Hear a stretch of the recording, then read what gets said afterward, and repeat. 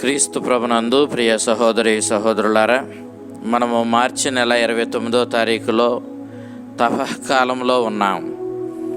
ఈనాడు సువిశేషాన్ని మనం చూసినప్పుడు లోకా శుభవార్త 18వ అధ్యాయం 9వ వచనం నుంచి 14వ వచనం వరకు మనం ఆలకించాం. పరిసయ్యుడు సుంకరి ఉపమానాన్ని మనం ఈరోజు ఆలకిస్తూ ఉన్నాం. ఎడతెగక ప్రార్థించాలి అనేటటువంటి ఈ అంశాన్ని మనం 18వ అధ్యాయం 1వ వచనం నుంచి 8వ వచనం వరకు చూస్తూ ఉన్నాం. ఒక విధవరాలు అవినీతిపరుడైన న్యాయాధిపతి దగ్గరకు పదే పదే వెళ్ళి తనకు న్యాయం చేయమని అడగడం ద్వారా ఆమె ప్రార్థనను ఆలకించిన ఆ అవినీతిపరుడైన న్యాయాధిపతి తాను దేవుణ్ణి ప్రేమించనివాడు, తోటి నరుణ్ణి గౌరవించనివాడు అయినప్పటికీ ఆమె పదే పదే ప్రార్థించడం ద్వారా ఆమె విన్నపాన్ని ఆలకించి ఆమెకు న్యాయం చేశాడు. కాబట్టి మనము ఎల్లప్పుడూ దేవుని పదే పదే ప్రార్థించాలి అనేటటువంటి భావాన్ని మనం ఇక్కడ చూస్తున్నాం. అంటే దేవుడు ఈ అవినీతిపరుడైన న్యాయాధిపతి వలె కఠిన హృదయం కలవాడు అని కాదు దీని భావం.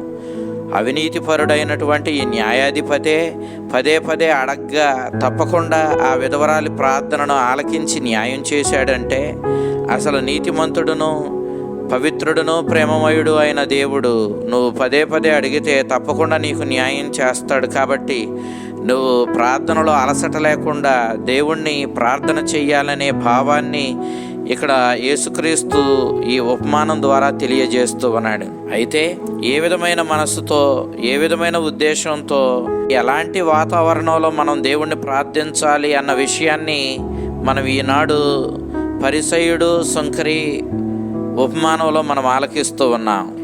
ఇతరులను నీచులుగా చూస్తూ తాము మాత్రమే గొప్పవారిమి నీతిమంతులమని చెప్పుకునే భావం కలిగినటువంటి స్వనీతిని నమ్ముకున్నటువంటి ఈ పరిసయ్యుని గూర్చి మనం ఈరోజు ఈ ఉపమానంలో ఆలకిస్తూ ఉన్నాం. దేవుని దృష్టిలో నీతిమంతునిగా పరిగణించబడింది సుంకరి గాని పరిసయ్యుడు కాదు అని మనం చూసినప్పుడు చాలా ఆశ్చర్యపోతాం. 18వ అధ్యాయం 14వ వచనానికి వచ్చేసరికి మొత్తం కథ అంతా కూడా తిరగబడింది. తనను తాను హెచ్చించుకున్నవాడు తగ్గించబడును, తనను తాను తగ్గించుకున్నవాడు హెచ్చించబడతాడు అని 14వ అధ్యాయం 11వ వచనంలో ప్రభు చెప్పినటువంటి ఆ మాట అక్షరాల ఈ ఉపమానంలో నెరవేరడాన్ని మనం చూస్తాం. ఈ మొత్తం కథ తిరగబడింది ఎందుకనంటే సరాసరి ఆలయంలో ఉన్నటువంటి బలిపీఠం దగ్గరకు వెళ్ళి తనను తాను గొప్పవాడిగా భావించుకున్నటువంటి పరిసయ్యుడు దేవుని ప్రార్థన చేశాడు. పాపాత్ముడిగా తనను తాను గుర్తించి కనీసం దేవాలయంలోనికి కూడా వెళ్లకుండా వెలుపలనే నిలబడి నేను పాపిని, నన్ను క్షమించమని పశ్చాత్తాప హృదయంతో రొమ్ము బాదుకున్న సుంకరి ప్రార్థనను దేవుడు ఆలకించాడు. పరిసయ్యుడు తన సుగుణాలన్నీ దేవుని ముందు ఎకరువు పెట్టాడు. నేను ఇంతటి వాడిని, అంతటి వాడిని, ఆ సుంకరి వంటి వాడను, అంతకన్నా కాదు, అందుకు నీకు వందనాలు చెబుతున్నాను అంటూ తనను గురించి తాను గొప్పలు చెప్పుకున్నాడు. గర్వంతో, తలబిరుసుతనంతో దేవుని ముందు నిలబడ్డాడు. వాడి ప్రార్థనలో వాడే ఉన్నాడు కానీ దేవునికి స్థానం లేదు. నేను వారానికి 2 సార్లు ఉపవాసం ఉంటున్నాను అని చెప్పాడు. యూదులు వారానికి ఒకసారి ఉపవాసం ఉంటారు. అయితే వీడు వారానికి 2 సార్లు ఉపవాసం ఉంటున్నానని పరిసయ్యుడు తన గొప్పలు చెప్పుకున్నాడు. నేను ఇవ్వవలసిన దశమ భాగాన్ని ఇస్తున్నాను, అంతేకాదు నా ఆస్తిగా చెప్పబడినటువంటి పంటకు మధ్యలో వేసేటటువంటి ఈ అపరాలు, వేరే రకమైనటువంటి చిన్నపాటి పంటల నుంచి కూడా నా ఆస్తిగా చెప్పబడిన ఆ పంటల్లో నుండి కూడా నేను దశమ భాగాన్ని ఇస్తున్నాను. చూడు నేను ఎంత గొప్పవాడినోనని దేవుని ముందు తన గొప్పలు చెప్పుకున్నాడు. నేను పాపిని, అన్యాయం చేయవాడను, దొంగను, వ్యభిచారిని కాదు, కాబట్టి నేను ఎంత గొప్పవాడిని కాబట్టి నీకు వందనాలు చెబుతున్నానంటూ తన స్వనీతిని అతడు ప్రకటించుకున్నాడు. కానీ ఆ సుంకరి కొంత దూరాన నిలబడ్డాడు. కనీసం స్వర్గం వైపుకు ధైర్యంతో కనులెత్తడానికి కూడా సాహసించలేదు. రొమ్ము బాదుకుంటూ, దేవా నేను పాపిని, నా మీద దయగా ఉండండి అంటూ తన పశ్చాత్తాపాన్ని వెల్లడి చేస్తూ నిండు హృదయంతో దేవుని ప్రార్థించాడు. తన పాపాలను ఒప్పుకోవడం ద్వారా దేవుని దృష్టిలో ఈ సుంకరియే నీతిమంతునిగా పరిగణించబడ్డాడు. పరిసయ్యుని స్వనీతి దేవునిపై ఆధారపడకుండా వాడిని చేసింది. నిజానికి వాడి జీవితంలో ఇక దేవునిపై ఆధారపడవలసిన అవసరం లేదని భావించాడు. తాను పాటిస్తున్నటువంటి ధర్మశాస్త్రము, వాడు పాటిస్తున్న ఉపవాసాలు, ఇస్తున్నటువంటి తన సొంత ఆస్తి నుంచి కూడా ఇస్తున్నటువంటి దశమ భాగాలు, ఇవన్నీ కూడా వాడిని నీతిమంతునిగా చేశాయి. ఇక దేవుడు కూడా చచ్చినట్లుగా వాడి నీతిని బట్టి వాడిని రక్షించాల్సిందే. కాబట్టి వాడు నీతిమంతమైనటువంటి జీవితం జీవించి ఇక ఎవరి మీద తన రక్షణకు ఆధారపడవలసిన స్థితిలో లేడు. కాబట్టి వాడు గర్వంతో తన రక్షణకు తాను పాటిస్తున్నటువంటి తన నీతివంతమైన కార్యాలే, తాను చేస్తున్నటువంటి ఆ గొప్ప పనులే తనను తప్పకుండా రక్షించి పడతాయని వాడు తనను మాత్రమే నమ్ముకొని గర్వంతో దేవుని ముందు తన గొప్పలు చెప్పుకున్నాడు. కానీ సుంకరి దేవుడే సమస్తము అని భావించాడు. ఆయనే నా శరణమని భావించాడు. దేవునిపై పూర్తిగా తగ్గింపుతనముతో ఆధారపడి జీవితాన్ని ధన్యం చేసుకున్నాడు. దేవుని దృష్టిలో మనం నీతిమంతులమా కాదా అన్నది క్రీస్తుని కాలంలో గొప్ప సమస్యతో కూడిన ప్రశ్న. నేను దేవుని దృష్టిలో నీతిమంతుడనేనా అని ప్రతి ఒక్కరూ ఆలోచించేవారు. నిజం చెప్పాలంటే నేటికి కూడా మనం ఇదే ఆలోచన చేస్తూ ఉన్నాం. అయితే దేవుని దృష్టిలో నీతిమంతుడెవడో అని మనం ఆలోచిస్తే, చెడును విడిచిపెట్టి ఆయన ఆజ్ఞలు మక్కి పాటించి ఆయన శాసనాలను నియమాలను జీవితంలో పాటించడమే మనల్ని నీతిమంతుడిని చేస్తుందని మనం భావించకూడదు. నిజానికి పరిసయ్యుడు ఆ విధంగానే తాను చెడును విడిచిపెట్టానని, దేవుని ధర్మశాస్త్రాన్ని పాటిస్తున్నానని, కాబట్టి తాను ఇంత నీతిమంతమైన జీవితం జీవిస్తున్నాను కాబట్టి ఇక దేవుని రక్షణ తనకు దొరుకుతుందని, దేవుడు కూడా సచ్చినట్టుగా తనకు తన రక్షణ భాగ్యాన్ని ఇచ్చి దేవుడు కూడా చివరికి తనను రక్షించి తీరాలని వాడు భావించాడు. ఈ విధంగా వాడు తన గర్వాన్ని ప్రదర్శించాడు, గర్వంతో మిగిలిపోయాడు. నిజానికి ఆ రోజుల్లో పరిసయ్యులు తమను గురించి తాము చాలా గర్వంతో చెప్పుకునేవారు. ఒక పరిసయ్యుడు ఈ విధంగా తన డైరీలో రాశాడు. ఏమనంటే, దేవుడే గనక ఒక జాతిని రక్షించాలని నిర్ణయించుకుంటే ఈ ప్రపంచంలో మా ఇశ్రాయేలు జాతిని మించిన గొప్ప జాతి లేదు కాబట్టి ఇక ఆయన చచ్చినట్టుగా మా ఇశ్రాయేలు జాతిని మాత్రమే రక్షించాలి. ఇక రెండో మాట, ఒకవేళ ఈ ఇశ్రాయేలు జాతిలో నుండి ఒక కుటుంబాన్ని మాత్రమే దేవుడు రక్షించాలి అని అనుకుంటే ఖచ్చితంగా నా కుటుంబాన్నే అతడు రక్షించి తీరతాడు.